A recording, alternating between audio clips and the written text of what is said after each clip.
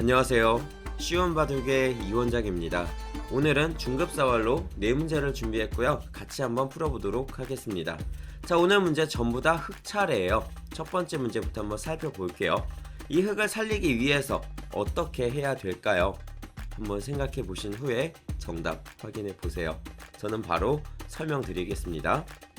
자, 일단 모양을 보니까 흙이 여기 끊어지는 약점이 있죠. 자, 흙이 이 약점을 지키는 방법은 3가지가 있어요. 꽉 있는 거 하나, 밑으로 호구를 치는 거 하나, 그리고 2점을 따내면서 호구 치는 거 하나. 이거 외에는 이제 흙이 둘 데가 없잖아요. 이 여기는 끊겨서 안 되고, 또 오른쪽을 막는 것도 끊겨서 안 되니까 결국은 약점을 지켜야 돼요. 자, 그러면은 어떻게 지켜야 될까요? 아마 이 3가지를 다 생각했는데도 정답을 못 찾으신 분들 계실 거예요. 자, 왜 그랬을까요? 자, 이제 정답 보여드릴게요.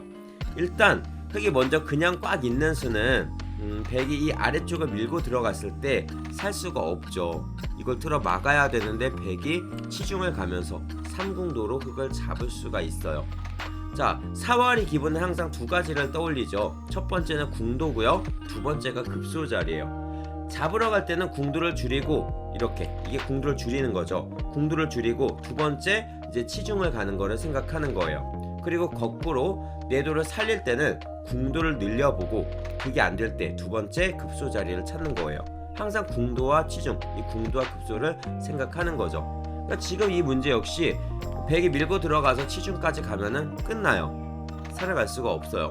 그럼 흙은 그냥 있는 게 아니라 호구 치는 거를 생각해야 되는데, 이렇게 이걸 2점을 따내는 호구보다는 뭔가 이렇게 호구 치는 게 더 예쁘잖아요, 모양이.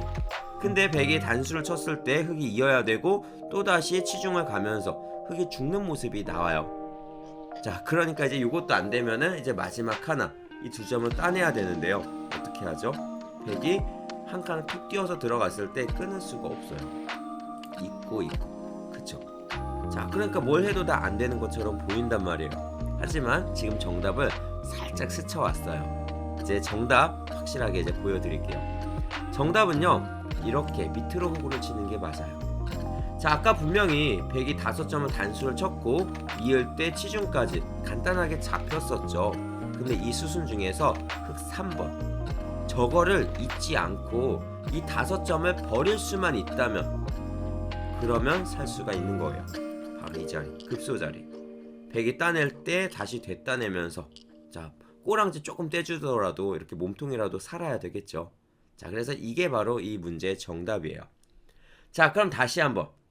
흙이 이렇게 호구를 쳤을 때 바로 이 자리가 급소잖아요. 흙이 딱 따내는 순간 살아버리니까 이번에는 백이 치중을 먼저 갈 수가 있어요. 자, 그러면 흙이 아무리 해도 이게 2집이 안 나거든요. 이렇게 쳐도 3궁도, 이렇게 쳐도 3궁도 그냥 죽어요. 자, 그러면 흙은 어떻게 할까요? 남아있는 빈 곳 여기밖에 없죠. 궁도를 최대한 늘려주는 거예요. 그랬을 때 지금 이 모양이 빅이 돼요.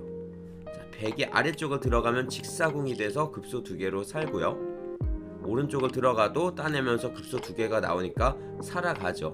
결국 백도 들어갈 수가 없고 흙도 메울 수가 없는 빅으로 흙이 살아가게 되는 거예요. 자, 그래서 오늘 첫 번째 문제는요, 백이 5점을 단수를 치면은 그걸 버리고 2집을 만드는 거고, 백이 치중을 끝까지 들어온다면 이때 흙은 궁도를 최대한 넓혀서 빅을 만들어가는 문제가 되겠습니다. 자, 아시겠죠? 혹시라도 정답으로 이걸 따내고 백이 칠 때 이렇게 막는 걸 생각하셨던 분들은 아까 제가 보여드렸던 것처럼 백의 치중수가 있다는 거 기억해 주세요. 자, 여기까지 보고 다음 2번째 문제 넘어가겠습니다. 자, 2번째, 이번에도 역시 흙 차례, 백을 잡는 문제입니다. 어떻게 해야 될까요? 이 문제 역시 사활의 기본 궁도와 치중을 잘 섞어주시면은 이 백을 쉽게 잡을 수가 있어요. 자, 정답 수순 바로 살펴볼게요. 이 문제에서 가장 많이 틀리는 유형은요, 이렇게 많이 둬요. 자, 이걸 단수를 치고 궁도 줄이기죠. 백이 이을 때 또다시 궁도를 줄이게 되면 백이 집을 만들 수가 없으니까 그냥 잡히죠. 자, 그런데요, 백이 2번에 있지 않아요. 백은 2번으로 있는 게 아니라 이렇게 패로 버틸 수가 있어요. 왼쪽 뻗는 거 막아줄 거고 오른쪽 따내면서 이 패싸움이 되는 거죠. 그래서 1번의 단수는 실패. 자, 그러면은 궁도를 줄이는 자리가 여기 말고 왼쪽도 있는데 이것도 백이 막은 다음에 결국 이으면 그냥 살아가죠.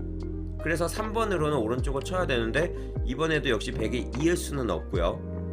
이 한 점을 따내면서 패가 돼요. 그러니까 이 문제는 궁도를 줄이면 안 되겠죠. 패를 만들지 않고 그냥 잡는 방법이 있거든요. 자, 첫 수는 바로 치중 먼저. 치중을 가서 넘어가자 할 거고요. 백이 이걸 막으면 그때 이제 궁도를 줄이는 거예요. 이게 치중을 간 다음에도 틀리시는 분들, 정답을 못 찾으시는 분들은 보통 이렇게 많이 생각하세요. 이렇게 먹여치기, 그 다음 먹여치기 하는데 이제는 안 되죠. 자, 그래서 여기서 3번으로는 먹여치기가 아니라 그냥 단수를 쳐서 백이 이을 수 없는 촉촉수의 형태를 만들어주는 거예요. 결국 백은 왼쪽으로 단수를 쳐야 되고 따내고 백이 다시 따내면 다시 따내고 이렇게 해서 백을 잡을 수가 있겠습니다. 자, 두 번째 문제 정답 수순 알아봤고요. 다음 세 번째 문제 볼게요. 자, 세 번째. 이번에도 역시 흑 차례고 흑을 살려주세요. 문제가 너무 쉽나요? 이런 것도 문제라고 내나요? 자, 이 문제 일단 이 두 점을 그냥 단수 치면은 해결이 되죠. 왼쪽에 한 집, 오른쪽에 한 집. 자, 근데 과연 해결이 됐을까요? 자, 이거는 정답이 아니에요. 왜냐면은 백이 이렇게 들어가면서 단수. 흑이 101점을 따낼 수가 없기 때문에 환격이 걸리기 때문에 못 따고요. 아래쪽 두 점을 따야 되는데 이때 또 그냥 있는 게 아니라 4번으로 다시 한번 먹여치기. 2번에 있는 돌은 계속 환격이에요. 그리고 아래쪽 4번에 있는 걸 따내면 이제는 옥집이 되니까 흑이 잡히게 되는 거죠. 자, 그래서 백이 4번 자리 딱 들어가는 순간 끝이 나요. 자, 즉 이 문제 두 점을 그냥 단순하게 잡아서는 집을 만들 수가 없어요. 자, 그러면 흑이 할 수 있는 자리가 어디인가요? 이 왼쪽 백이 단수를 못 치도록 이거를 버틸 수밖에 없는 거예요. 그런데 4점이 잡히죠. 자, 여기서 다음 행마들, 다음 수순들 보이세요? 뭐 급수가 높으신 분들이라면 어렵지 않게 이 정도는 이제 푸실 거예요. 뭐냐면은 바로 이거죠. 단수 따낼 때 끊어가는 것까지. 이게 바로 후절수라는 건데요. 후절수는 내 돌이 죽은 다음에 잡혀준 다음에 상대방의 집에 들어가서 상대방의 돌을 끊어서 다시 잡는 것, 이거를 후절수라 그래요. 나중에 끊어 잡는다 그래서 후절수라는 이름이 붙었어요. 자, 이렇게 되면 흑을 살릴 수가 있겠죠. 자, 요게 이제 초급자, 중급자 분들은 꼭 기억을 해 두어야 하는 그러한 사활의 조금 고급 기술 중에 하나라고 볼 수가 있어요. 후절수. 자, 요거 이어서 이렇게 단수 따낼 때 끊어 잡는 것까지. 후절수의 형태는요, 지금처럼 이렇게 곡사공의 형태가 하나가 있고요. 또 하나는 이제 보통 이렇게 바보사공의 형태로 잡혔을 때 이런 후절수의 모양이 나와요. 두 가지의 형태가 후절수로 가장 많이 나오고 또 다른 모양으로 잡히는 후절수의 형태는 많이 안 나오니까 일단 요 두 개만 기억하셔도 도움이 되실 것 같습니다. 자, 아셨죠? 그래서 요게 후절수를 만드는 정답이었고요. 자, 그런데 여기서 주의하실 점은요, 흑이 이렇게 단수를 쳤을 때 백이 제가 아까 여기를 집어넣는 걸 보여드렸잖아요. 근데 이거 말고 이렇게 단수를 치고 흑이 따낼 때 먹여치기까지 생각하신 분들도 계셨을 거예요. 이거 역시 흑이 잊지 못하니까 자충수니까 따낼 때 백의 단수로 흑이 옥집이 되죠. 자, 근데요, 이거는 백이 잘못 둔 거예요. 왜냐면은 지금처럼 백이 이렇게 단수를 치면은 조금 전에 정답 수순 흑이 후절수를 만들 수가 있거든요. 그쵸? 후절수가 다시 나오죠. 그래서 백이 2번으로 먹여치기를 했던 그러한 이유예요. 아시겠죠? 자, 그래서 후절수 만드는 문제였고요. 자, 이제 마지막 네 번째 문제 볼게요. 자, 흑 차례.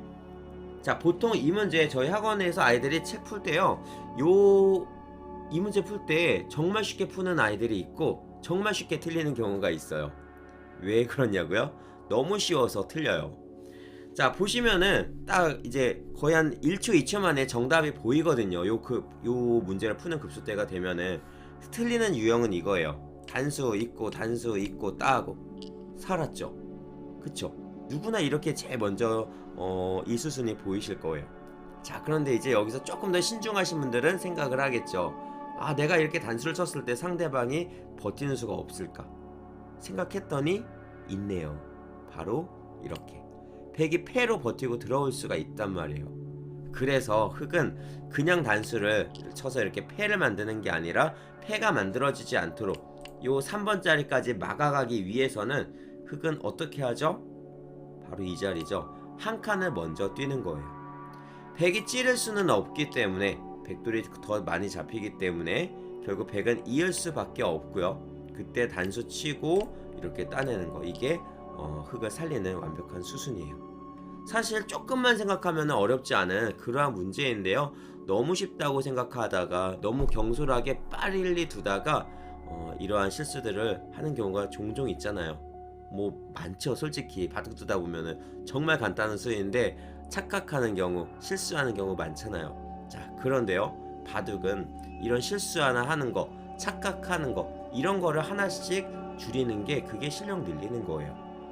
바둑 두면서 이게 진짜 막 프로기사 아니고 아마추어들, 특히 급수가 낮으면 낮을수록 바둑 한 판 두면서 실수가 몇 번 나올까요? 잘못 두는 수가 수십 개, 수백 개, 아니 수백 개까지 아니고 수십 개가 나와요. 그죠? 근데 거기서 내가 10개 잘못 들 거를 하나 줄이고 2개 줄이면은 그만큼 실력이 한 급 두고 올라가는 거거든요.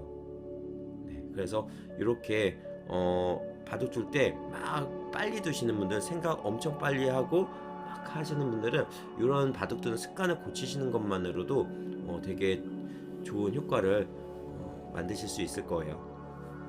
자, 오늘 수업 여기까지 하고 이제 마치도록 하겠습니다.